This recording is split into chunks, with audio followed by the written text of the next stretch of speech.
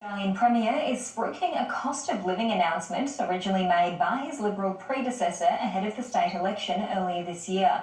SA families with children enrolled in public school are set to be provided with a $100 discount for a materials and services charge. Premier Peter Malinauskas hopes the subsidy will ease cost of living pressures for families. It was clear to us that cost of living pressures were going to be a problem at the beginning of the year, and it's only grown since then. So we're very glad that we've made this commitment, and we're very glad to be making this money available now to South Australian families. It's hitting people's bank accounts. People can get access to this money essentially immediately, and that's what we are committed to do. The SA Premier announced the subsidy measure while meeting children at a primary school in Adelaide. He accidentally hit a young boy in the face with a ball at the press event while throwing it back and forth. All Queensland State High School students will have access to free period products from next year.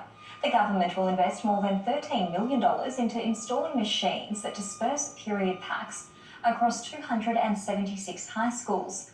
The packs include 6 tampons and 2 sanitary pads. Premier Anastasia Palaszczuk has tweeted, "Access to free period products can make a real difference to children, especially students whose families are doing it tough, have unstable accommodation or are fleeing domestic and family violence." A 15-year-old boy has pleaded guilty to 2 of 3 charges in relation to the fatal stabbing at this year's Sydney Royal Easter Show.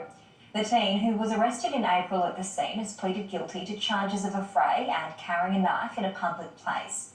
He pleaded not guilty to being armed with intent to commit an indictable offence. Police allege the teen came to the aid of a 17-year-old ride operator during the April 10 attack when he was stabbed fatally in the chest. The killer has not yet been identified. Parramatta Children's Court have extended the teen's strict bail conditions, and the matter was adjourned to June 21. A Victorian man has told a court he used a flagpole during lockdown protests to hit a police horse out of fear. The former bikie is now facing a prison sentence.